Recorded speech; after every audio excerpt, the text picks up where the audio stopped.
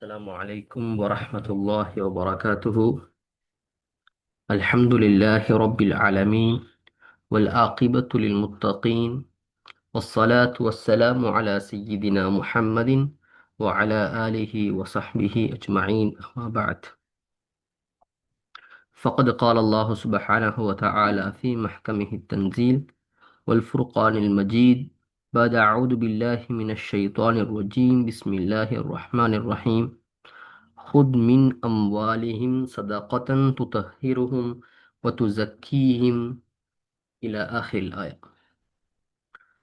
அன்பான மேலான பெரியார்களே, சகோதரர்களே, சகோதரிகளே, தாய்மார்களே, நாங்க மிக முக்கியமான ஒரு பாடத்தை படிக்கிறதுக்காக வேண்டி வந்திருக்கிறோம். ஜகாத். ஜகாத்ன்னு சொல்றது இஸ்லாத்துடைய கடமைகள்ல ஒரு கடமை. ஒரு மனிதன் களிமா சொல்லி இஸ்லாத்தை ஏற்றுக்கொண்டான்டா, அவன் இதுக்கு பின்னால செய்ய வேண்டிய கடமைகள்ல முதலாவது கடமை தொழுக. அதற்கு அடுத்தபடியாக நோன்பு, ஜகாத் என்பது அவன் மீது இருக்கக்கூடிய கடமைகளாக இருக்குது. இப்போ மார்க்கம் ஒரு மனிதன் அவனிடத்துல மார்க்கம் சொல்லக்கூடிய இந்த சொத்துகள் இருக்கும் என்றா, அதுல மார்க்கம் நிசாப்னு சொல்லக்கூடிய ஒரு அளவை வச்சிருக்கிறது. அந்த அளவை அவன் சொந்தமாக்குவான் என்றா, அவன் அவனுடைய சொத்திலிருந்து இந்த ஜகாத்னு சொல்லக்கூடிய கடமையை நிறைவேற்றணும். எனவே இது சொத்துக்கான ஒரு கடமையாக இது. உடம்பால நாங்க தொழுகையை எப்படி நிறைவேற்றோமோ, அதே மாதிரி எங்களோட சொத்தால நாங்க செய்யப்பட வேண்டிய ஒரு கடமை இந்த ஜகாத்தாக இருக்குது. அப்ப ஜகாத் அது கடமையாக ஆகிட்டதுன்னு சொன்னா, அதற்கு பின்னால அந்த சொத்து அது எங்களுக்குரிய சொத்து அல்ல, அது ஏழைகளுக்கான சொத்து, அவங்களுக்கு போய்த்து சேர வேண்டிய சொத்து. எனவே அதை கட்டாயமாக நாங்கள் கொடுத்தாகணும். அதே நேரத்தில் இன்றைக்கு எத்தனையோ பேர்கள் அல்ஹம்துலில்லாஹ் நல்ல முறையில ஜகாத்துகளை கொடுத்து வாராங்க. ஆனா அவங்க அந்த சட்டங்களை, மார்க்கத்துடைய கடமைகளுடைய அந்த அஹ்காமாத்துகள், சட்ட திட்டங்களை விளங்காம அதை செய்யறதன் காரணமாக அது ஏற்றுக்கொள்ளப்படாம வைத்து கொண்டு சரியான முறையில கணக்கு பார்க்கல, யாருக்கு கொடுக்கணும் என்று விளங்கி கொடுக்கல.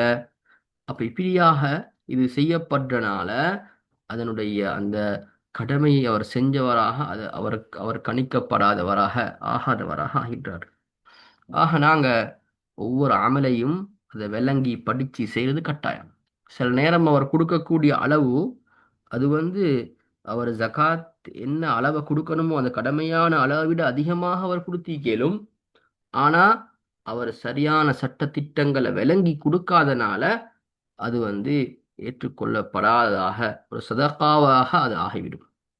ஆக அந்த கடமைகளை விளங்கி நாங்க செய்யறதுக்காக இந்த இடத்துக்கு வந்துகிறோம். நாங்க பாடத்துக்கு போவோம். முதலாவதாக நாங்க பார்ப்போம், ஜகாத் என்ற வார்த்தையிட அர்த்தம் என்ன. ஜகாத் என்ற வார்த்தைய இந்த கடமைக்கு ஒரு பேராக வைக்கப்பட்டிருக்குது. இந்த வார்த்தையுடைய அர்த்தம் என்ன? அரபு மொழியில ஜகாத்ன்ற சொல்லுக்கு வளர்றது, சுத்தப்படுத்துறது, சுத்தம் என்றெல்லாம் அர்த்தமே.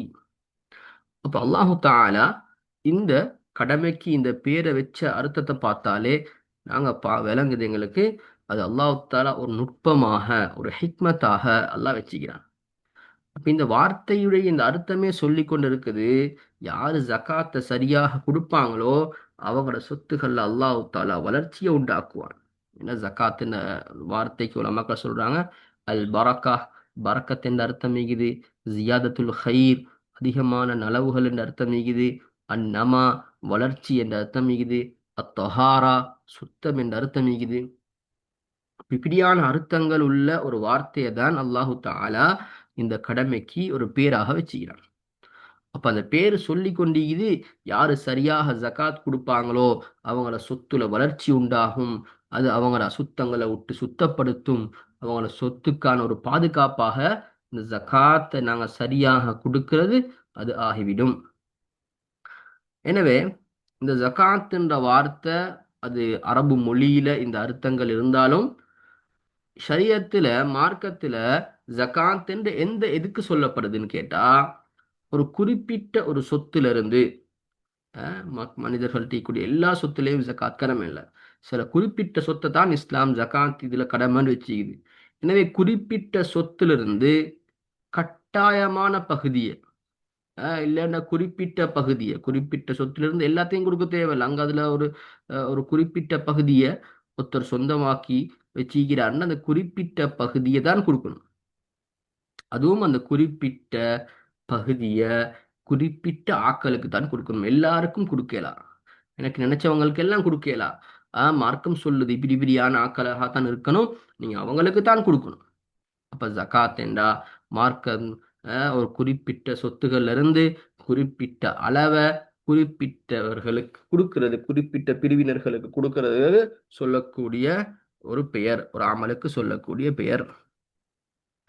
அடுத்தது ஜகாத்தை நிறைவேற்றுவதிலே சிறப்பு என்ன, இதை கொஞ்சம் அவசரமா நாங்க பார்த்துட்டு போவோம்.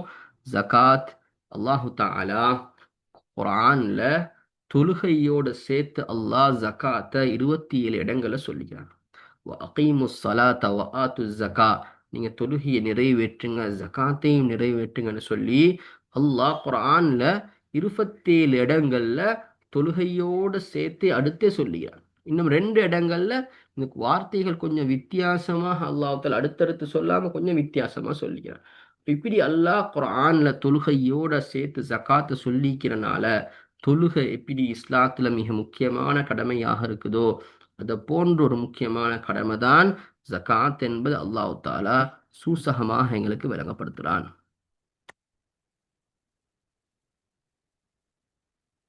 அடுத்து இஸ்லாத்துல இது ஒரு 3ஆம் கடமையாக இருக்குது. ஸல்லல்லாஹு அலைஹி வஸல்லம் சொல்றாங்க, புனியல் இஸ்லாமு அலா ஹம்சின், இஸ்லாம் 5 தூண்கள் அமைக்கப்பட்டிருக்குது. ஷஹாதத்து அல்லா இலாஹ இல்லல்லாஹ், வணக்கத்துக்குரிய அல்லாஹ் தவிர வேறு யாரும் இல்லைன்னு சாட்சி சொல்றது. அன்ன முஹம்மதுன் அப்துஹு வ ரசூலு, முஹம்மது ஸல்லல்லாஹு அலைஹி வஸல்லம் அல்லாஹ்வுடைய தூதரும் அல்லாஹ்வுடைய அடியானும் தூதரும் என்று சாட்சி சொல்றது. அதே மாதிரி தொழுகையை நிலைநாட்டுறது. இத்தாஉ ஸகா, ஜகாத்தை கொடுக்கிறது. அதே மாதிரி தொழுக அந்த ஜகாத்தை யாரு சரியாக நிறைவேற்றுவாங்களோ அது சொர்க்கம் போறதுக்கான காரணம். ஹம்சுன், நபி அவங்க சொன்னாங்க 5 விஷயங்கள். மஞ்சா அபிஹின்ன மஅ ஈமானின், ஈமானோடு அதை யாரு செய்வாங்களோ தஹலல் ஜன்னா, சொர்க்கத்துக்கு நுழைஞ்சிருவாங்க. தொழுகைய அழகாக நிறைவேற்றுறது, அழகான முறையில் உழு செஞ்சு அழகான முறையில் ருக்கு சுஜூதுகள் நிறைவேற்றி நேரத்துக்கு தொழுகிறது. ஒசாம ரமதான், ரமதான நோன்பு பிடிக்கிறது. யாருக்கெல்லாம் சக்தி இருக்குது அவங்க ஹஜ்ஜி செய்யறது.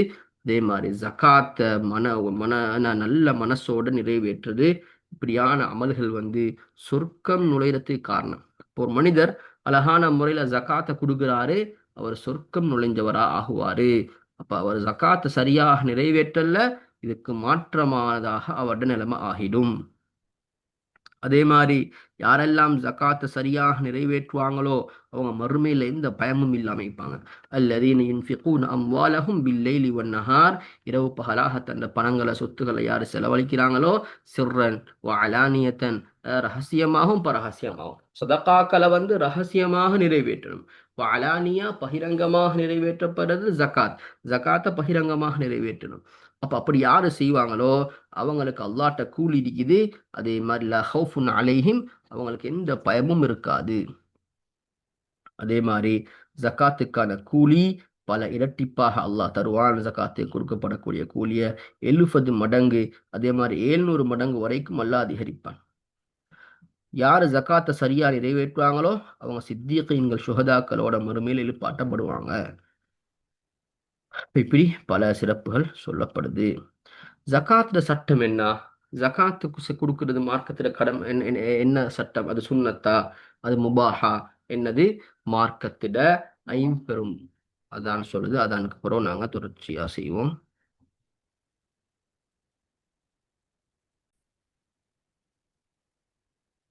இஸ்லாத்துடைய கடமைகள்ல 3வது கடமையாக இந்த ஜகாத் இது. இது இஜ்மாவான கருத்து. எல்லா உலமாக்களும் எல்லா மதுஹபை சேர்ந்தவங்களும் ஏற்றுக்கொண்டிருக்கிறாங்க. ஜகாத் என்பது ஒரு கடமை என்று சொல்லி. ஜகாத் எப்ப கடமையாக்கப்பட்டுச்சுன்னு பார்த்தா ஜகாத் ஹிஜ்ரி 2ஆம் ஆண்டு கடமையாக்கப்படுது. பின் நோன்பு ஹிஜ்ரி 2 கடமையாக்கப்பட்டுச்சோ அதே வருஷம்தான் ஜகாத்தும் கடமையாக்கப்படுது. அப்ப ஜகாத்தை ஒரு ஆள் மறுக்கிறாரு, அவர் கொடுக்காம இருக்கிறாரு என்று சொன்னா, ஜகாத்துன்ற ஒரு கடமையே இல்ல, இஸ்லாத்துல ஜகாத்துன்னு ஒன்று இல்ல, நான் அதை கொடுக்க மாட்டேன் என்று சொல்லி மறுத்தார் அவர் காஃபிர் ஆகிடுவார். இஸ்லாத்துடைய ஒரு மிக முக்கியமான கடமை அவர் மறுக்கிறார். இன்னொரு ஆள் ஜகாத்த கடமையை மறுக்கல்ல, மாற்றமா அவர் கஞ்சத்தனத்தால கொடுக்காமிக்கிறாரு. சொத்துகள் ஈகுது, நிசா பூர்த்தி ஆகிக்குது, வருஷம் பூர்த்தி ஆகிட்டு என்றாலும் அவருக்கு அவர் அப்பா அதில் கொடுக்க விருப்பம் இல்லை, ஜக்காத்தை கொடுக்கறதுல கஞ்சத்தனம், இது இப்படி ஒருத்தர் இருப்பாருண்டா அவருடைய நிலைமை என்னாண்டா அவர் பாவி ஆகுவாரு. அவரு என்ன செய்ய மாட்டாரு, காஃபிர் ஆக மாட்டாரு. இப்ப பல வருடங்களுக்கு ஆகி பின்னால அவர் திருந்துறாரு, அவருக்கு விளங்குது நான் ஜகாத்தை கொடுத்திக்கணும், அது என கடமைன்னு சொல்லி அவர் எத்தனை வருஷங்கள் எல்லாம் கொடுக்காம இருந்தாரோ அந்த எல்லாத்தையும் அவர் சேர்த்து கொடுக்கிறது கட்டாயம். இப்போ ஜகாத்தை கொடுக்காம மீக்கிறவங்களுக்கான தண்டனைகள் என்னன்னு பார்த்தா அல்லாஹ் குர்ஆன்ல சொல்றான், வல்லதீன யக்னிஸூன الذهب والفضة ولا ينفقونها في سبيل الله وبشرهم بعذاب أليم. யாரு தங்கங்களையும் வெள்ளிகளையும் அல்லாஹ் பாதையில செலவழிக்காம சேர்த்து வச்சிருக்கிறாங்களோ அவங்களுக்கு நொம்பலம் தரக்கூடிய வேதனை இருக்கின் நபியை நீங்க அவங்களுக்கு சொல்லுங்க, மறுமையுடைய நாளையில அவர்கள் நரகத்துல அவர்கள் புசுக்கப்படுவார்கள், அவர்களுடைய அந்த தங்கத்தையும் வெள்ளியும் சூடாக்கி அதால அல்லாஹு தாலா அந்த ஜகாத்தை கொடுக்காதவங்களோட முதுகளையும் நெத்தியையும் அவர் உடம்புகள் அல்லாஹு தாலா சூடு வைப்பான் என்று அல்லாஹு தாலா குர்ஆன்ல சொல்றான். அதே மாதிரி ஸல்லல்லாஹு அலைஹி வஸல்லம் சொன்னாங்க, யாருக்கு சொத்துகள் வழங்கப்பட்டு அவர் ஜகாத்தை நிறைவேற்றவில்லையோ அது ஒரு பிரமாண்டமான பாம்பாக மாற்றப்பட்டு அவருடைய கழுத்தில் அது சுத்தும், அது அவரை மறுமையில தீண்டும், இதோ நீ சேர்த்து வச்ச சொத்து என்று சொல்லி சொல்லி அது தீண்டும் என்பதாக ஸல்லல்லாஹு அலைஹி வஸல்லம் அவங்களும் ஹதீஸ்ல விளங்கப்படுத்துறாங்க. இப்படியான தண்டனைகள் ஜகாத்தை கொடுக்காதவங்களுக்கு மறுமையில் இருக்குது.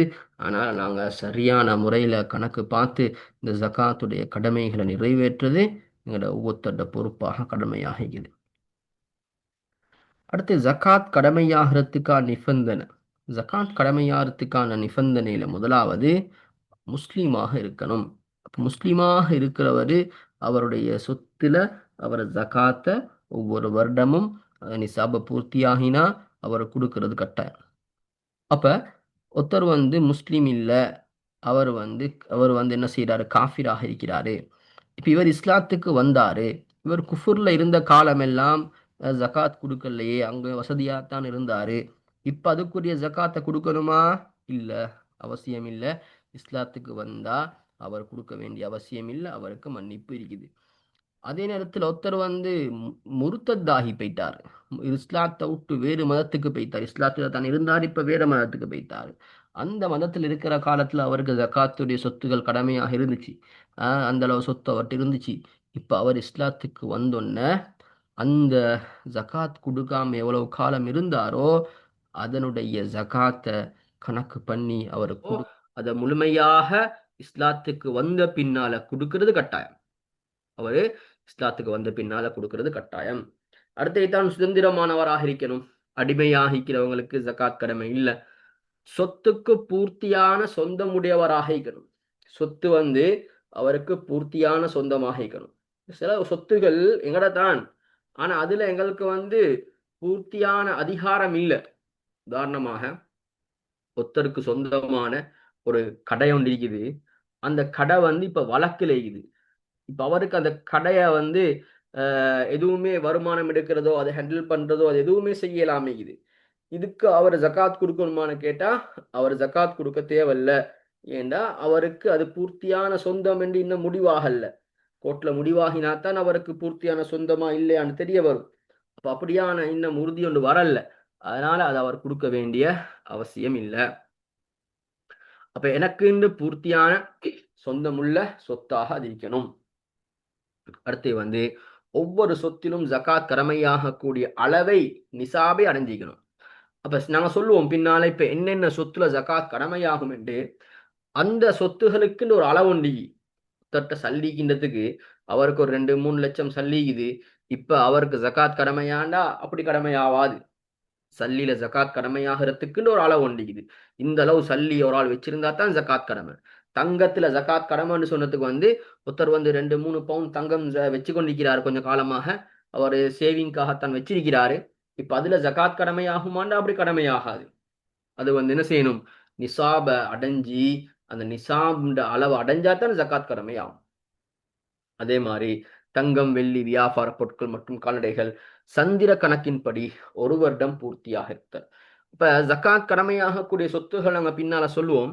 அந்த சொத்துல விவசாய தவிர, தானியங்களை தவிர மத்த எல்லாமே ஒரு வருஷம் பூர்த்தியாக ஆகணும். அது எனக்கு சொந்தமாக ஆகி நான் அதுக்கு ஓனராக ஆகி ஒரு வருஷம் கம்ப்ளீட் ஆகினா தான் ஜகாத்தை கொடுக்கணும். ஒரு வருஷத்துக்கு இடப்பட்ட காலத்தை கொடுக்க வேண்டிய அவசியம் இல்லை. அது எவ்வளவு இருந்தாலும் சரி. ஒருத்தர்கிட்ட ஒரு 50 லட்சம் சல்லி இருக்குது, 6 மாசமா அது பேங்க்ல சேவிங்ல இருக்குது அவருக்கு. இப்ப ஜகாத் கொடுக்கணுமாண்டா தேவையில்ல. அதுக்கு ஒரு வருடம் பூர்த்தி ஆகினாதான் ஜகாத் கடமையாகும். இப்ப ஜகாத் கடமையாகிறதுக்கு மேல சொல்லப்பட்ட விஷயங்கள் கட்டாயமாகிறது.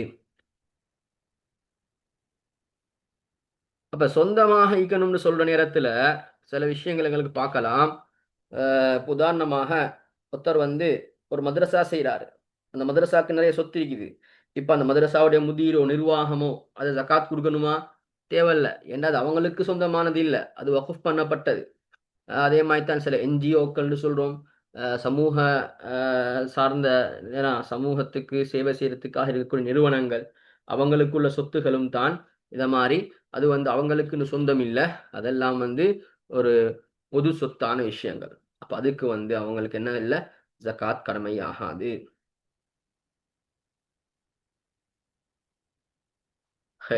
அப்ப எங்கட மதுஹபை பொறுத்த வரையில ஒருத்தர் சின்ன பிள்ளையா ஆயிக்கிறாரு, பைத்தியக்காரராகிறாரு, புத்தி சுவாதீனம் கொஞ்சம் குறைவாய்க்கிறாரு, இவருக்கு சொத்து பத்து இருக்குது, இதுக்கு ஜகாத் கடமையாண்டா கடமைதான்.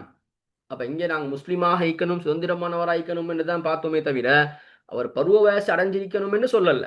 அதனால ஒரு மென்டலி ஸ்டேபிள் இல்லாத ஒரு ஆள் ஈகிறார், கொஞ்சம் அவருக்கு மூல வளர்ச்சி குறோ, ஆனா அவர்கிட்ட சொத்துகள் ஈகுது. அந்த சொத்துக்கு ஜகாத்தை நிறைவேற்றப்பட வேணும். அந்த ஜகாத்தை அவங்களோட பெற்றோர்களோ அவருக்கு பொறுப்புதாரியாக இருப்பவர்களோ கொடுப்பாரு. அதே மாதிரி தான் சின்ன புள்ளைக்கு சொத்துகள் இருக்குது, ஒரு புள்ளைகிறாரு, அவங்களோட பெற்றோர் மௌத்தாகிட்டாங்க, ஆனா அவருக்கு சொத்து இருக்குது, அவங்களோட பெற்றோர்கிட்ட சொத்து அவருக்கு வந்திருக்குது, இந்த சொத்துக்கான ஜகாத்தை கொடுக்கப்பட வேண்டும்.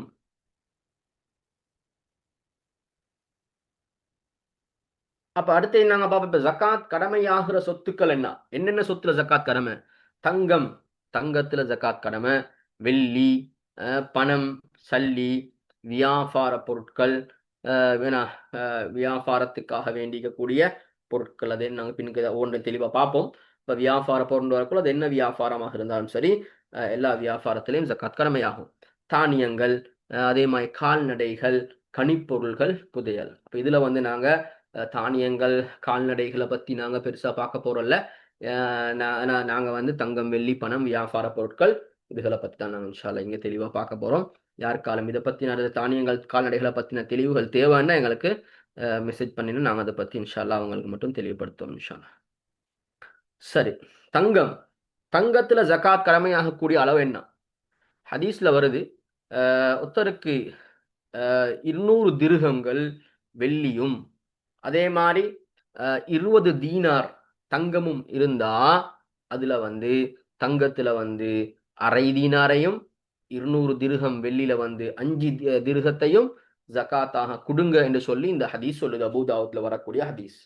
அப்ப இதுல வெள்ளியுடைய நிசாபையும் அதே மாதிரி தங்கத்துடைய நிசாபையும் ஸல்லல்லாஹு அலைஹி வஸல்லம் அவங்க இந்த அலி ரலியல்லாஹு அவங்கள சொல்றாங்க, ஸல்லல்லாஹு அலைஹி வஸல்லம் சொன்னதா.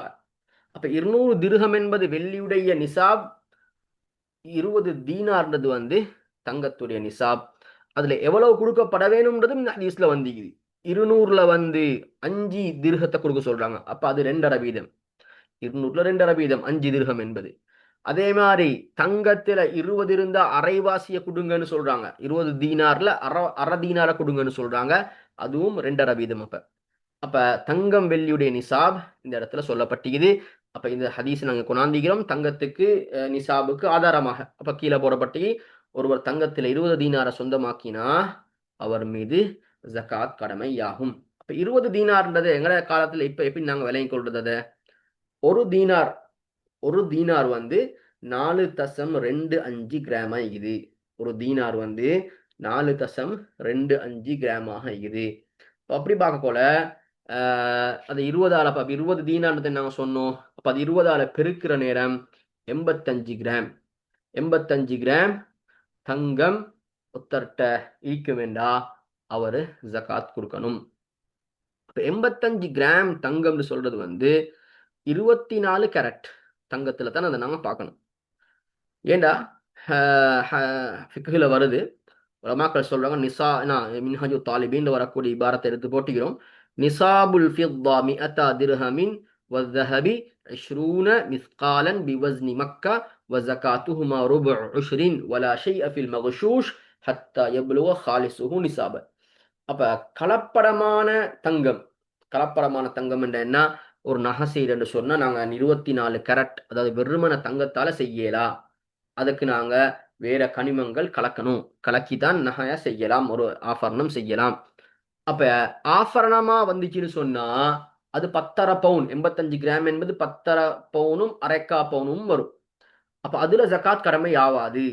24 கேரட் பிஸ்கட்டாக ஒருத்தர் வச்சுக்கிறான்னு சொன்னா அவரு வந்து இப்ப தங்கம் எல்லாம் விலை பேத்து கொண்டிக்குது, அதனால நாங்க தங்கத்தை எடுத்து சேவ் பண்ணி நாங்க எங்கட என்னது ஃபினான்ஷியல் தேவைக்காக வேண்டி தங்கத்தை எடுத்து சேவ் பண்ணா நல்லா இருக்கும் என்று ஒருத்தர் ஐடியா பண்றாரு. இப்ப பிஸ்கட்டுகளை கொஞ்சம் வாங்கி வைக்கிறாரு. அந்த பிஸ்கட் எல்லாம் பார்த்தா ஏன்னா 85 கிராம்க்கு மேலே இது அவர்கிட்ட ஒரு 100 கிராம் பிஸ்கட்டுக்கு தங்கம் என்றா அவர் அதை ஒரு வருஷமாக சேவ் பண்ணி ஒரு வருஷம் ஆவினதுக்கு பின்னால ஒரு வருஷம் சந்திர கணக்குப்படி கம்ப்ளீட் ஆகினா அந்த தங்கத்துல அவர் 2.5 வீதத்தை ஜக்காத்தாக கொடுக்கணும். தங்கத்துல 2.5 வீதத்தை அவர் ஜக்காத்தாக கொடுக்கணும். இப்ப இங்க நாங்க ஒரு அரபுல ஒரு ஒரு ஆர்டிகல் ஒன்று போட்டிக்கிறோம். இந்த ஆர்டிகல் என்னத்தை சொல்லுதுன்னு சொன்னா, இந்த 4.25 கிராம்னு சொன்னோம் தானே ஒரு தீனார், அது எப்படி அந்த கணக்கு எடுக்கப்பட்டிருக்குது, உலமாக்கள் இந்த கணக்கை எங்கிருந்து எடுத்திருக்கிறாங்கன்னு சொல்லக்கூடிய ஒரு இதுதான். இது உலமாக்களுக்கு தேவைப்படும், எங்களுக்கு கொஞ்சம் இது பாரமான விஷயம். சரி, அதை தான் மறுவலும் நாங்கள் இங்கே போட்டுக்கிறோம். ஒரு ஹப்பத்து ஷஈர் உலமாக்கள் அதை வச்சுதான் ஒரு ஒரு தொழில் கோதுமை அளவை வச்சுதான் மற்ற கணக்குகளை சொல்லுவாங்க. ஒரு ஹப்பத்து ஷஈர் எவ்வளவு என்றதை உலமாக்களோட கருத்து இது. அதை இங்கே லேசா போட்டிக்க ஒரு தொழில் கோதுமை வந்து 0.059 கிராம் ஆயிக்கும். இப்போ ஒரு தீனாருக்கு உலமாக்கள் ஃபிக்ஹ்ல எழுதுறாங்க, ஒரு தீனார் வந்து 72 தொழில் கோதுமை. அதாவது நபியோட காலத்துல அந்த அதாவது இஸ்லாமிய சாம்ராஜ்ய காலத்துல புழங்கப்பட்ட அந்த தீனார்கள் எவ்வளவு ஈக்கும் என்றா 72 தொழிற்கோதுமுறை பாரத்துக்கு ஈக்குமா. அப்ப 72ஆல பெருக்கினா 0.059 கிராம் என்று சொல்றத 4.248 கிராம் என்று வரும். அப்ப அதைத்தான் ஒரு மட்டப்படுத்துறதுக்காக வேண்டி 4.25 என்று கொண்டாந்திக்குது. இப்ப 4.25 ஒரு தீனார்ட பாரம். அதை வந்து நாங்க 20ஆல பெருக்கினா எவ்வளவு வந்துச்சு? 85 கிராம் வந்துச்சு. இப்போ 85 கிராம்ன்றது வந்து நாங்க பார்த்தோம் 10.5 பவுனும் 1/4 பவுனும் வரும். சரி, இப்ப தங்கத்துக்கு ஜக்காத் கடமை. தங்கத்தால செய்யப்பட்ட ஆபரணங்களுக்கு ஜக்காத் கடமையா? தங்கத்தால செய்யப்பட்ட ஆபரணங்களுக்கு ஜக்காத் கடமையா? ஆபரணங்கள் எங்களுக்கு 2 வகையா பார்க்கலாம். ஆபரணங்கள் என்னத்துக்கு இவங்க எடுத்துக்கிறாங்க, என்னத்துக்கு வச்சு கொண்டிருக்கிறாங்கன்னு சொல்லி பார்க்க கொள்ள 2 வகையா பார்க்கலாம். ஒன்று வந்து சேமிப்புக்கான ஆபரணம். ஆபரணத்தை வச்சிருக்கிறாரு, நம்ம சொன்ன மாதிரி ஒரு சேவிங்க்கு. இதை இப்போ நான் எடுத்து பேங்க்ல சேவ் பண்ணி வச்சா பேங்க்ல லொக்கர்ல வச்சுக்கிறாங்க, இல்லாட்டி வீட்டில் வச்சுக்கிறாங்க. ஏதோ ஒரு தேவைக்கு வந்து புறவைக்கு உதவும், பாவிக்கிறதுக்கு இல்லை, புறவைக்கு வந்து விற்று சல்லி ஆக்கலாம் என்ற ஒரு யோசனைக்கு எடுத்து வச்சுக்கிறாரு. சேமிப்புக்கு வச்சா ஒரு விஷயம். அடுத்து வந்து பாவனைக்கு வைக்கிறது. பாவனைன்ற யார் பாவிக்க அனுமதி? மார்க்கத்துல பெண்களுக்கு மட்டும்தான் பாவிக்க அனுமதி. அப்ப பெண்களுக்கான பாவனைக்காக நகை வாங்கப்பட்டி. இப்படி 2 நோக்கம் நகை வாங்கின நோக்கம். அப்ப சேமிப்புக்குன்னு வந்துட்டா அது வந்து ஜகாத் கடமையாகும். இப்ப நிசாப பூர்த்தியாக்கிய சேமிப்புக்கான நகைகள் 1 வருடம் பூர்த்தியாக இருந்தால் ஜகாத் கடமையாகும். அப்போ ஒருத்தர் ஜகாத் நகைகளை வாங்கி வைக்கிறாரு, அவர் வைக்கிற நோக்கம் வந்து அதை சேவிங் ஒன்றுக்காக வேண்டி தான் வைக்கிறாரு, இல்லாட்டி பிசினஸுக்காக வேண்டி வாங்கி வைக்கிறாரு இப்படின்னு சொன்னா அது வாங்கி ஒரு வருஷம் ஆகினதுக்கு பின்னால அதுல பார்ப்போம் நிசாப் பூர்த்தியாக இருக்குதா. நிசாப் பூர்த்தியாக இருந்தா அந்த நகைகளை ஜக்காத் கொடுக்கணும். அப்ப நிசாப் என்ன 24 கேரட்ல வந்து 85 கிராம். இப்ப நகைகள் ஒன்றும் 24 கேரட்ல வாரல்ல, அதை பத்தி பார்ப்போம். அப்ப நகைகளுக்கு எத்தனை கிராம் ஆக இருந்தா ஜக்காத் கொடுக்கணும்னு நாங்க அடுத்த இதுல பார்ப்போம் இன்ஷா அல்லாஹ். அடுத்து பாவனைக்கான ஆபரணங்கள். பாவனைக்கான ஆஃபர்னு சொல்ல போல பாவனைகளை வந்து பல வகையா பார்க்கலாம். ஒன்று வந்து ஆகுமான பாவனை, ரெண்டு வந்து தடுக்கப்பட்ட பாவனை. ஆகுமான பாவனைன்னா பாவிக்கிறாங்க தான், ஆனா மார்க்கத்தில் இதுக்கு ஒரு அனுமதி இருக்குது. சில பாவனைக்கு மார்க்கத்தில் அனுமதி இல்லை. மார்க்கத்தில் அனுமதியான பாவனை என்ன? வீண் விரயம் இல்லாம பெண்கள் அணியக்கூடிய ஆபரணங்கள், அதுக்கு ஜக்காத் கடமை இல்லை. வீண் விரயம் இல்லாம பெண்கள் பாவிக்கக்கூடிய ஆபரணங்களுக்கு ஜக்காத் கடமை இல்லை. அப்ப வீண் விரயம் உள்ள பெண்களுக்கு பாவிக்கிற நகை என்று இருக்குதாண்டா, நகை பெண்களுக்கு பாவிக்கிறதுலையும் ஒரு அளவொண்டிக்கு அந்த அளவை தாண்டினா அது வீண் விரயம்னு வந்துடும். இப்போ வீண் விரயம்னு வந்து அதுல சட்டம் வேறாக ஆகிடும். பெண்கள் பாவிக்கக்கூடிய நகைகள் அது வீண் விரயம் இல்லாமைக்கும் என்றா அதுல ஜக்காத் கடமை இல்லை. அதுக்கான ஆதாரம் பின்னால போடப்பட்டிருக்குது. முகனில் முஹ்தாஜில் வரக்கூடிய கருத்து அது நிசாப் அடைஞ்சாலும் சரி, பெண்கள் பாவிக்கிறதுக்கான அனுமதி உள்ள நகைகள்ல ஜக்காத் கடமை இல்லை. அடுத்து ஹராமான பாவனைகளுக்குரிய ஆபரணங்கள். ஆபரணம் அது ஹராமான பாவனையாக இருக்குதுன்னு சொன்னா அதுக்கு வந்து ஜகாத் கடமை. ஹராமான பாவனைன்னு சொன்ன என்ன?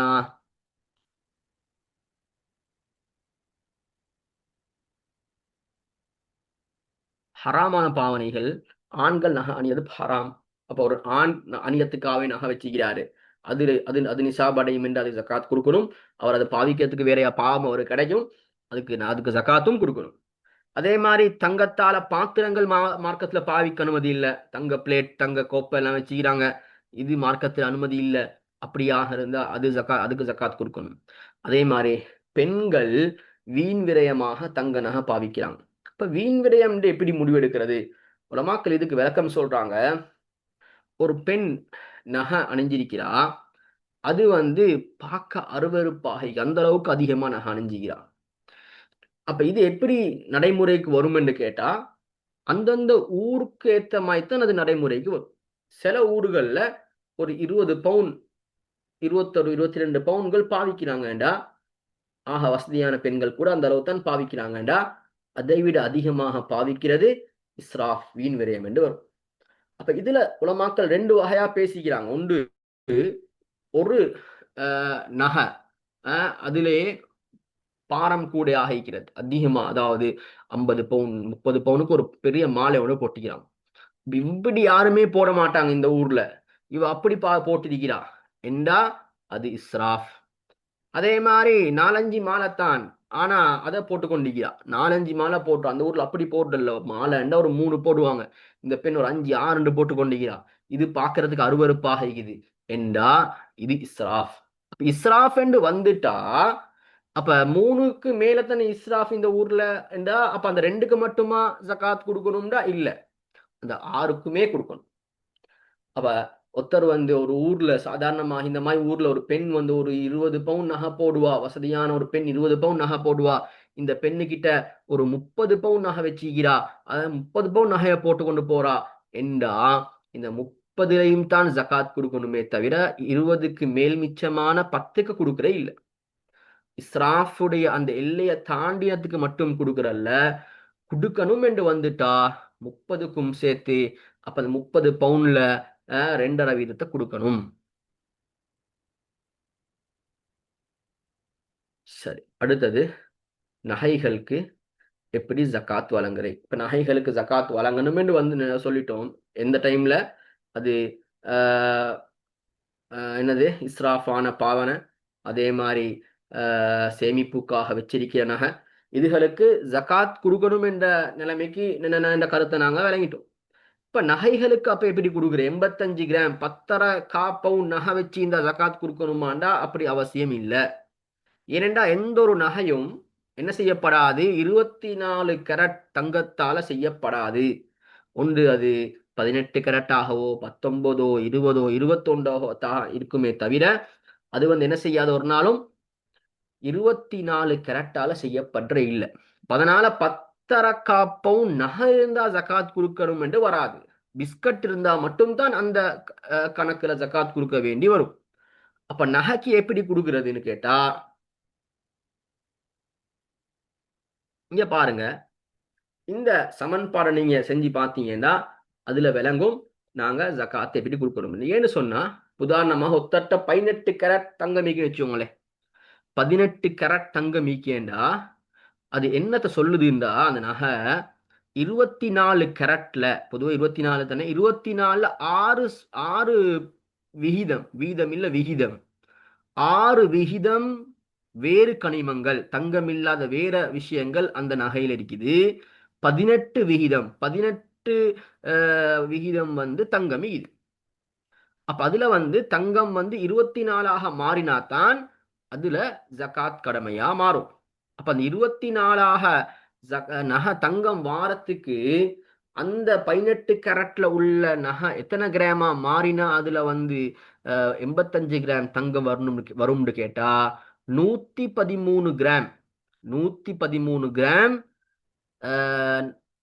அந்த பாரம் மாறினா, அந்த நகையுடைய பாரம், மொத்த பாரம் 18 கேரட் நகையுடைய மொத்த பாரம் 113 கிராமாக ஆகினாதான் அதுல தங்கம் 85 கிராம் வரும். அப்ப மிச்சதெல்லாம் வேறு கனிமங்கள் ஆகிக்கும். அப்ப அதை நாங்க பாக்குறதுக்கான சமன்பாடு தான் 24 பிரித்தல் 18 தர 85 என்று போட்டீங்கன்னா இன்னைக்கு வந்து வரக்கூடிய கணக்கு 113. இதுல நீங்க உங்கள்ட்ட வேற ஒரு கரட் நகை இருக்குது. எத்தனை? உதாரணமாக உங்கள்ட்ட 21 கரட் தங்கம் இருக்குது, உங்கள்ட்ட நகை ஒண்டிக்குது. அதுல கரட் என்னன்னு கேட்டா 21 கரட். இப்ப இந்த நகைக்கு எத்தனை கிராம் நகை அதாவது அடைஞ்சா ஜக்காத்தை கொடுக்கணும்டா 97 கிராம் அடைஞ்சா நீங்க கொடுக்கணும். அப்ப 85 கிராம் நீங்க கொடுக்க வேண்டிய அவசியம் இல்லை.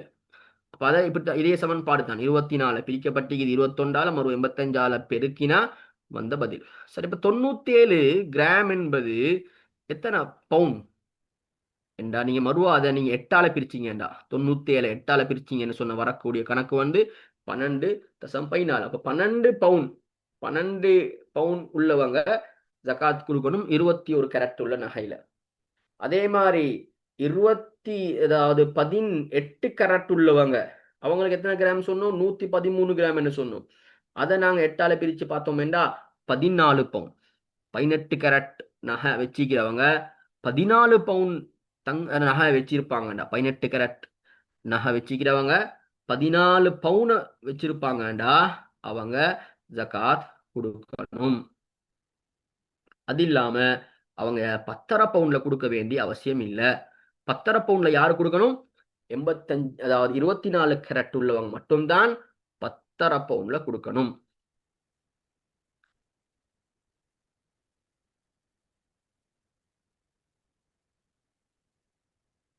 சரி, வெள்ளி. இப்ப இந்த காலத்துல தங்கம் விலை ஏறி போற மாதிரி வெள்ளியும் ஏறி போய்த்து கொண்டிருக்குது. சிலவங்க வெள்ளியில இன்வெஸ்ட் பண்றாங்க, வெள்ளியை வாங்கி சேவ் பண்றாங்க. அது எங்களுக்கு இப்போ உதவும், வெள்ளியும் விலை ஏறி கொண்டு போகுது.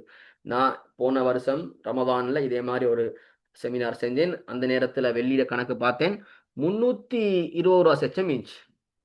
இன்றைக்கு கணக்கு பார்க்கல வெள்ளிட ஒரு கிராம்ட விலை, இன்றைக்கு கணக்கு பார்க்கல வெள்ளிட ஒரு கிராம்ட விலை வந்து 950 ரூபா. எத்தனை மடங்கு? 2 மடங்கு விலை கூடிக்குது. அப்ப வெள்ளிய இப்ப ஆட்கள் சேவ் பண்றாங்க.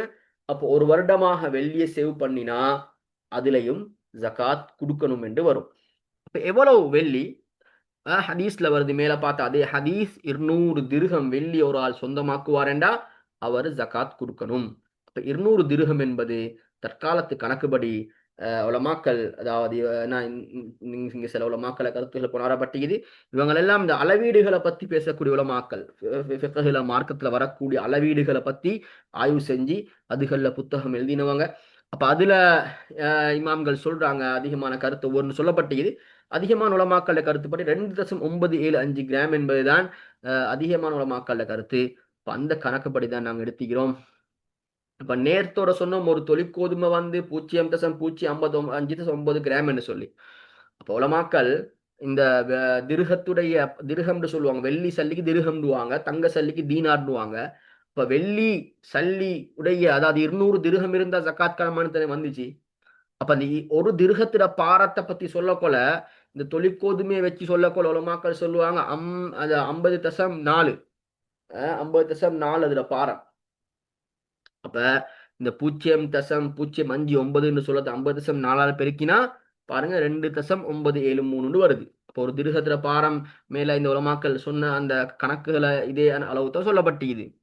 சரி, அப்ப 200 திருகம்ன்றத 2.973 பெருக்கினா வார பதில் என்னன்னா 594.6 வருது.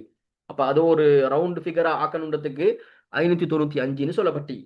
அப்ப அதனால தான் நீங்க இஸ்லாம் புத்தகத்துல இதெல்லாம் பார்த்திருப்பீங்க.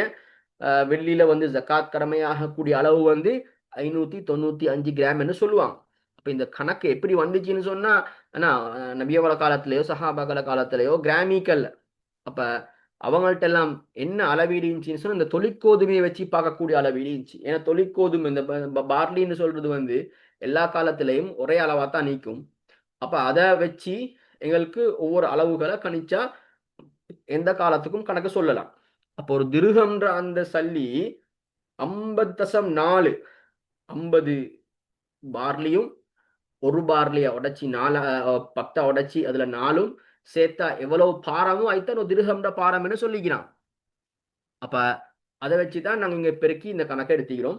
அப்ப வெள்ளியில முழு அதாவது வெள்ளியில ஜக்காத் கடமையாகக்கூடிய அளவு மொத்தம் 595 கிராம். இப்ப 595 கிராம் வெள்ளிய ஒரு ஆள் வச்சுக்கிறார், அதை விடக்கூடிய வச்சுக்கிறார்னு சொன்னா அது ஒரு வருஷமா இருக்குமெண்டா அவரு அதுல இருந்து 2.5 ஜக்காத்தாக கொடுக்கணும். மூணாவது சப்ஜெக்ட் பணத்துல ஜக்காத் கடமை ஆகுறது. இதுதான் அதிகமான ஜக்காத் உடைய விஷயம். இதுவும் வியாபார பொருளும் தங்கம் சேவ் பண்றது வெள்ளி சேவ் பண்றதெல்லாம் 100க்கு ஒரு 10% ஆட்கள் செய்யக்கூடிய வேலை. அதிகமானவங்க சல்லியை சேவ் பண்ணுவாங்க, இன்னும் அதிகமானவங்க வியாபார பொருள்களுக்கு ஜக்காத் கொடுக்க வேண்டி வரும். அப்ப இப்படியானவங்க தான் கூட. சரி, அப்ப சல்லில ஜக்காத் எப்படி கடமையாகும்? நபியவள காலத்துல சல்லி தாள்கள் இருந்துச்சா என்றா நாங்க இங்க உங்களுக்கு ஃபிக்ஹுல் இஸ்லாமி அதில்லா உடைய வஹபத் ஜுஹைலி உடைய கிதாப்ல இருந்து ஒரு பிரதியை கொண்டாந்துகிறோம். அப்ப அவங்க சொல்றாங்க அந்த காலத்துல தங்கம் வெள்ளி தான் பணமாக அதாவது பொருள்களுக்குரிய கிரயமாக நிர்ணயிக்கப்பட்டிருந்துச்சு. அதே மாதிரி தான் இந்த சல்லிகளும் என்ன செய்யப்பட்டுச்சு, தங்கத்துக்கும் வெள்ளிக்கும் பதிலாகத்தான் அது புழங்கப்பட்டு கொண்டு பிரிட்டிஷுடைய ஆட்சி காலங்கள்ல தங்கத்தை ஒருத்தர் ஒரு இடத்துல வச்சாரண்டா அதுக்கு ஒரு ரெசிப்ட் ஒன்று கொடுப்பாங்க. அந்த ரெசிப்டை கொடுத்து சிலவங்க சாமானங்கள் வாங்க அதை கொடுத்து சில வேலைகளை செஞ்சாங்க. அப்ப அதனால அப்புறம் யோசிச்சாங்க, இதே நாங்க ஒரு முறையாக ஆக்கின நல்லமே, ஒரு இடத்துல தங்கத்தை வச்சு அதுக்கு பதிலாக தாள்களை விநியோகிச்சு அந்த தாள பரிமாற்றம் செஞ்சு கொண்டு போறது. அப்ப அந்த அடிப்படையில் ஆரம்பத்துல சல்லிகள் வந்துச்சு. அப்ப ஆரம்பத்துல என்ன வேர்ல்ட் பேங்குகள்ல சல்லிகள் அச்சிட்டன்னு சொன்னா அதுக்கு பின்னால தங்கம் மீக்கும். இப்ப காலம் போக போக இப்ப எல்லாம் என்ன செய்யறாங்கடா, தங்கம் எந்த அளவு சல்லி அடிக்கிறோ அந்த அளவுக்கான தங்கம் வைக்கிற இல்ல. ஒரு 10 கோடிக்கு சல்லி அச்சிடுவாங்கடா, அதுல ஒரு கோடிக்கோ எப்படியோ அளவுக்கு தங்கத்தை வச்சுட்டு மிச்சத்தை தங்கம் இல்லாம அச்சிட்டு கொண்டு இருக்கிறான். ஏதோ அப்ப அந்த காலத்துல தங்கம் வெள்ளி என்ன வேலை செஞ்சுச்சோ அந்த வேலையை தான் இந்த காலத்துல பணமும் செய்யறனால ஹனஃபியாக்கள் மாலிகியா ஷாஃபிஈ இந்த 3 மதுஹப்லையும் பணம் அவுராக்கு நக்தியான்னு சொல்லக்கூடிய இந்த பணத்துக்கு ஜக்காத் கடமை என்று சொல்றது. சரி, அப்ப இதுக்கு நாங்க நிசாப் என்ன? இப்ப நிசாப் தங்கம் வெள்ளியுடைய நிசாப் தான். தங்கம் வெள்ளிக்கு பதிலாக இது புழங்கப்பட்டனால தங்கம் வெள்ளியுடைய நிசாப் தான் இதுக்கு நிசாப். அப்ப தங்கம் 85 கிராம் உடைய பொறுமதிய அவர் ஒரு வருஷமாக சேமிப்பாருண்டா பணத்தால, அல்லது வெள்ளியில 595 கிராமுக்கு நிகரான பொறுமதியான ஒரு பணத்தை அவர் ஒரு வருஷமாக சேமிப்பாருண்டா.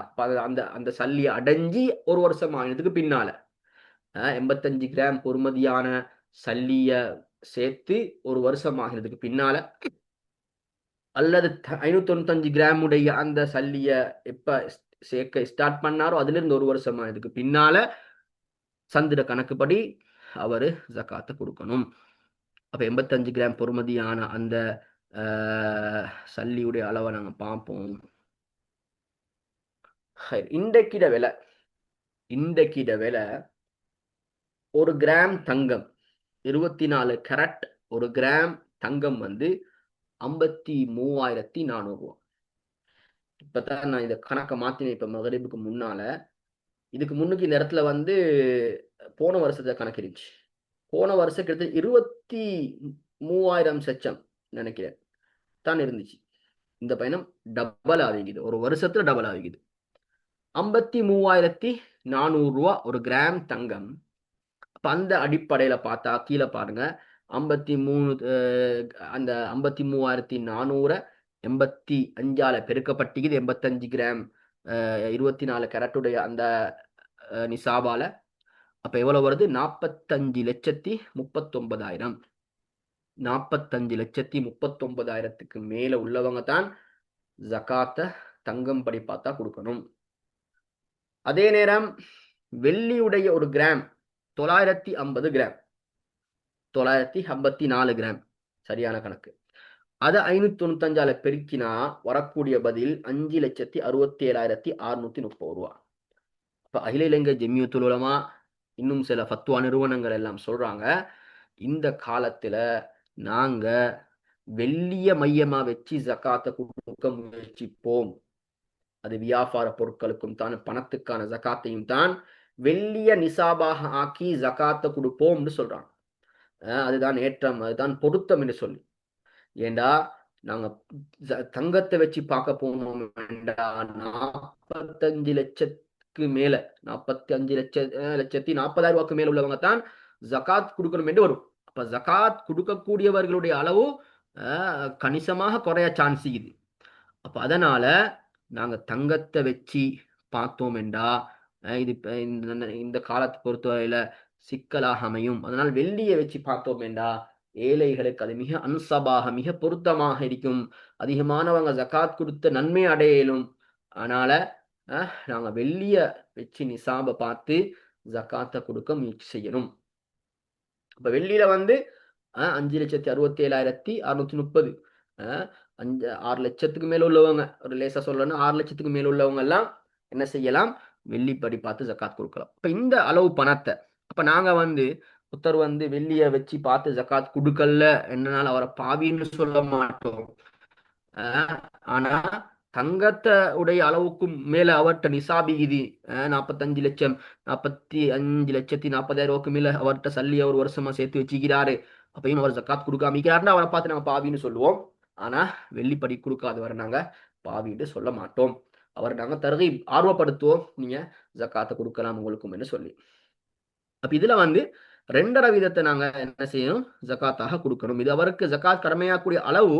இதுல இருந்து அவர் 2.5 வீதத்தை ஜக்காத்தாக கொடுப்பாரு. அடுத்து வந்து பணம் விடயத்துல வரக்கூடிய சில கேள்விகள்.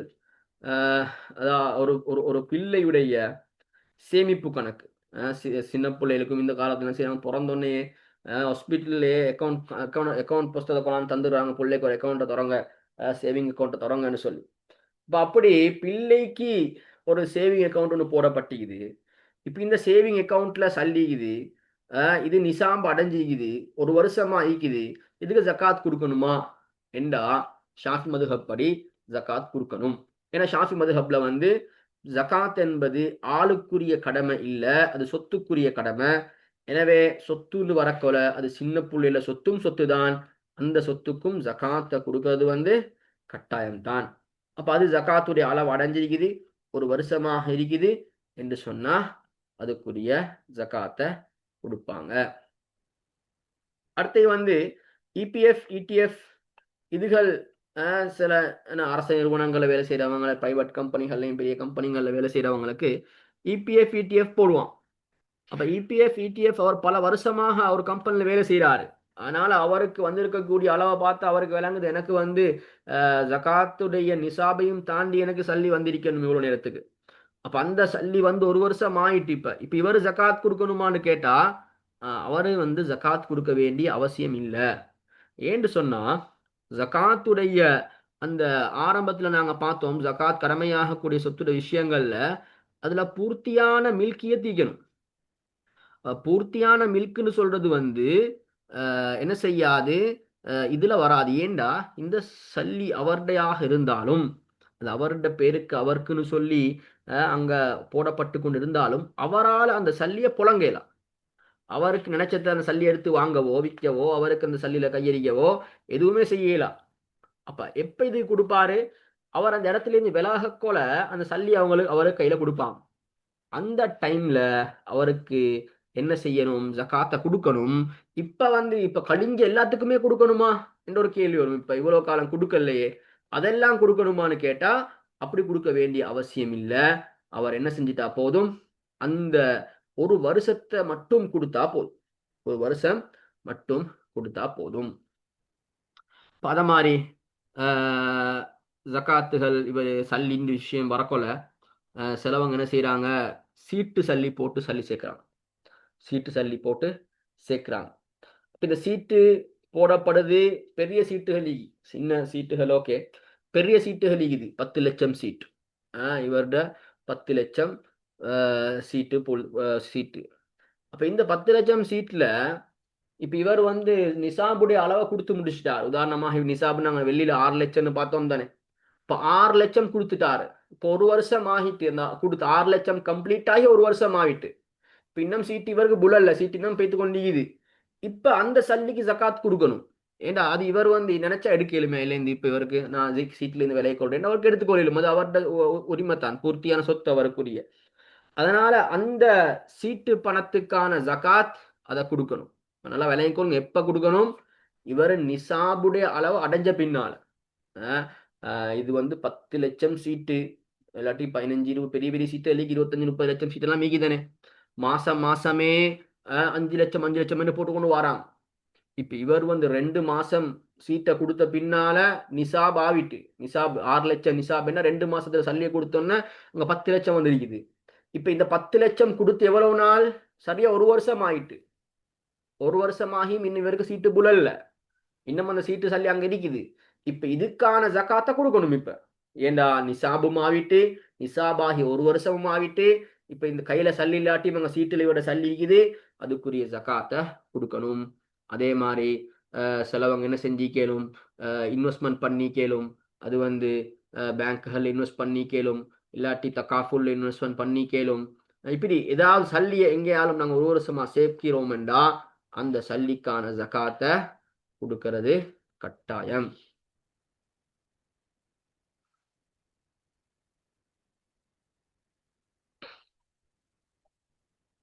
அடுத்த சல்லின்னு வரக்கொல கடன்கள் ஈக்குமெண்டா, ஒரு ஆளுக்கு வர வேண்டிய கடன் ஈக்குமெண்டா, அந்த கடனையும் நாங்க பார்க்கத்தான் வேணும். எனக்கு வர வேண்டிய கடனை நான் ஜகாத்துல பார்க்கணும். அதே மாதிரி நான் கொடுக்க வேண்டிய கடனை கழிச்சு பார்க்கிறையா, கொடுக்க வேண்டிய கடனை வந்து ஒரு நாளும் எனக்கு ஷாஃபி மதுஹப்ல கழிக்கலா. வார கடன்ல வந்து எனக்கு வர வேண்டிய கடன்ல வந்து சில கடன் இது, அது வந்து எதிர்பார்க்கவே இயலா, வாரது அன்ஷுவர். சில ஆட்களுக்கு கடன் கொடுத்தா அது அப்படியே கடல்ல போட்ட மாதிரி, அது வாரன்றது நினைச்சும் பார்க்கலாம். இப்ப இவருக்கு தெரியும் இது வரவே மாட்டுச்சு. இந்த கடண்ட விஷயத்துல உலமாக்கள் சொல்றாங்க, ஒரு அனுமதி ஒண்டி இது, அதை கழிச்சு பார்க்கலாம். அது ஆனாலும் அது வந்தா நான் கொடுப்பேன், அது வராதுன்றது ஷுவராய்க்கிறனால அது வந்து இவருக்கு அதை விட்டுட்டு பார்க்கலும். ஆனாலும் மனசுல ஒரு எண்ணத்தை வச்சு கொள்ளுவாரு, அது வந்தா நான் கொடுப்பேன்னு சொல்லி. அப்ப வந்தொன்ன அதுக்குரிய ஜகாத்தை அவரு கொடுப்பாரு. இந்த புறம் அதுக்குரிய ஜகாத்தை கொடுப்பாரு.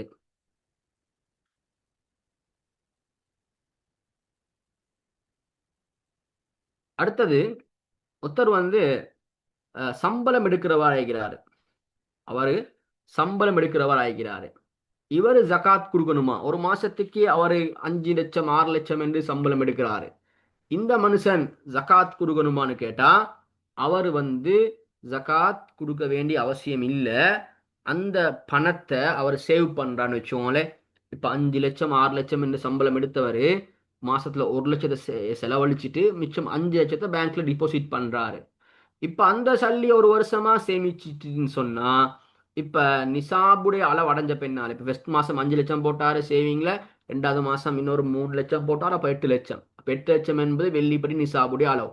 அப்ப அது நிசாபுடைய அளவு வந்து ஒரு வருஷம் ஆகின பின்னால இன்னும் இன்னும் சல்லிப்படி ஒண்ணு போவாரு. அப்ப அந்த ஒரு வருஷம் ஆகின பின்னால முழுமையான அந்த தொகைக்கான ஜகாத்தை பார்த்து 2.5 வீதத்தை அவரு ஜகாத்தாக கொடுக்கணும். அதே மாதிரி அவருடைய பில்டிங்கள், அவருடைய வாகனங்கள், இதுகளுக்கு ஜகாத் தேவையா? அதுக்கு ஜகாத் தேவையில்ல. அது பாவிக்கக்கூடிய பொருள்களுக்கு ஜகாத் தேவையில்ல.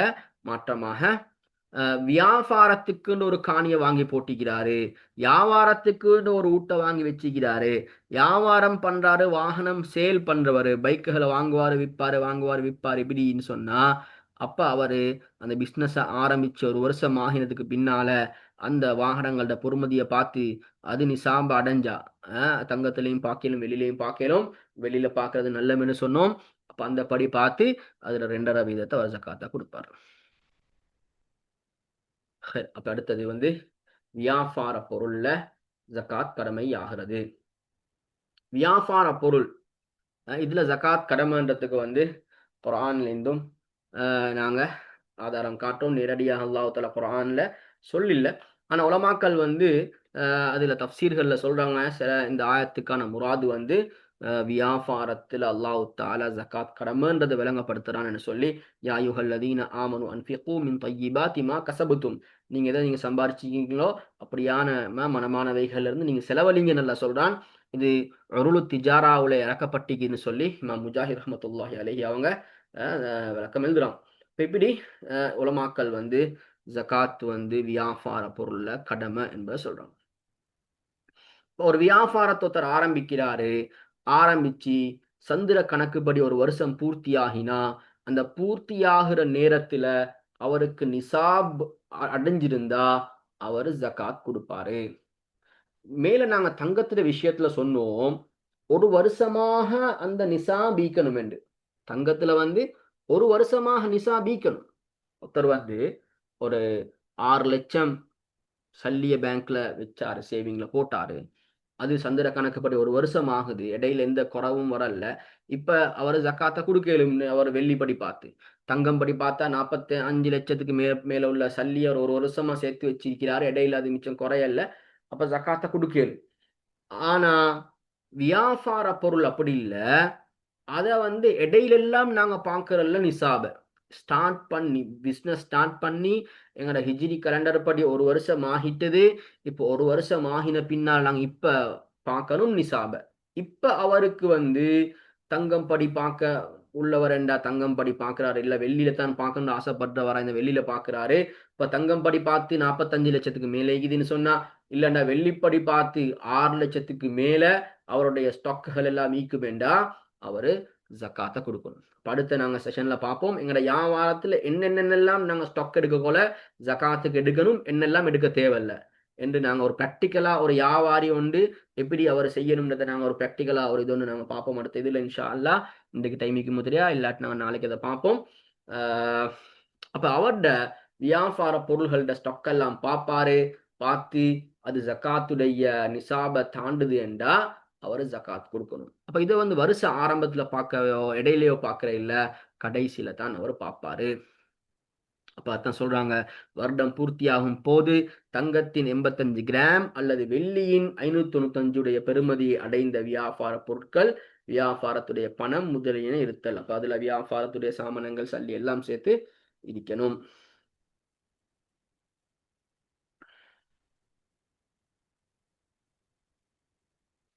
சரி, அப்ப வியாபார பொருள்களோட பெறுமதியை எப்படி நிர்ணயிக்கிறது?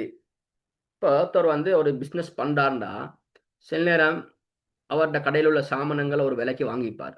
ஒரு சாமான் எடுப்புமே, உதாரணமாக ஒரு மில்க் பேக்கெட், ஒரு 400 கிராம் ரத்தி பேக்கெட் உண்டு. அவர் இப்போ இதுட ஸ்டாக் எடுக்கணும், இதுட விலையை நான் எவ்வளோ உண்டு கணக்கு எடுக்கிற இப்போ ஜக்காத்துக்கு பார்க்கக்கொள்ள அது விற்கிற விலை எவ்வளோ 1050 ரூபாய்க்கு விற்கிறார்.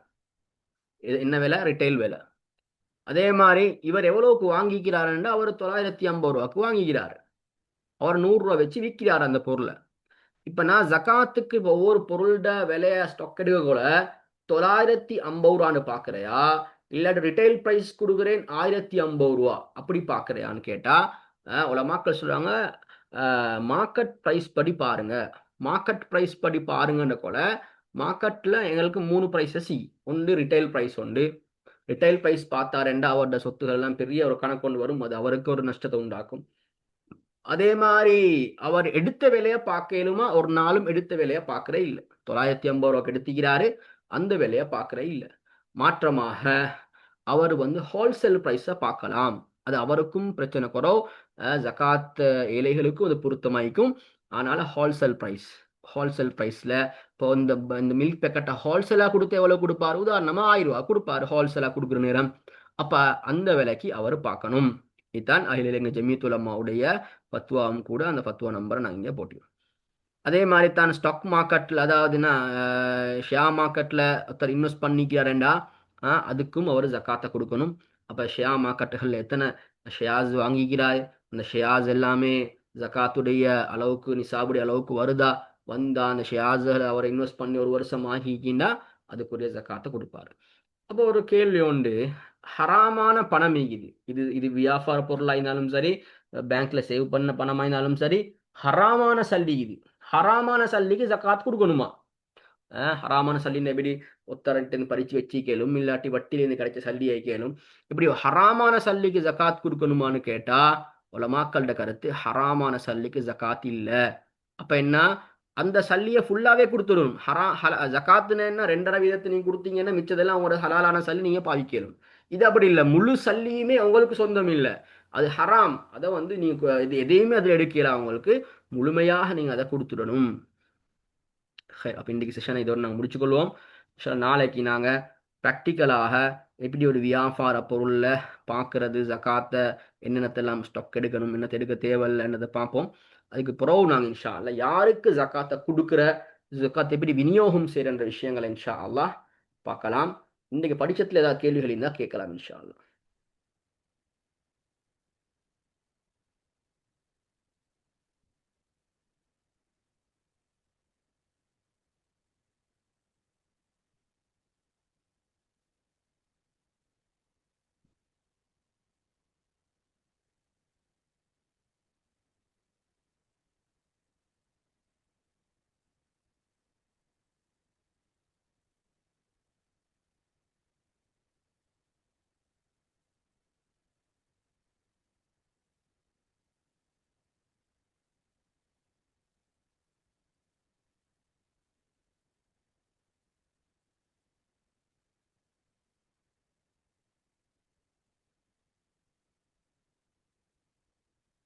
கேள்விகள் இல்லையா?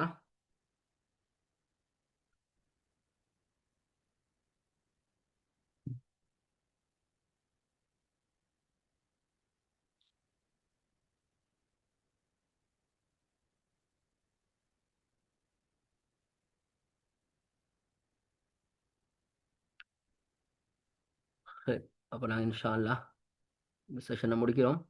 நாளைக்கு இன்ஷா அல்லா பிடிச்ச டைமில் வாங்க இன்ஷா அல்லா, அடுத்த விஷயங்களை பார்ப்போம்.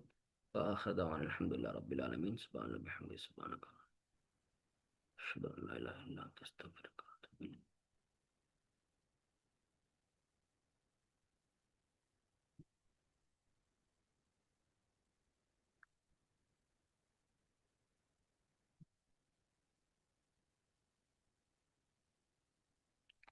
பாரக்கல்லாஹு ஃபீக்கும்.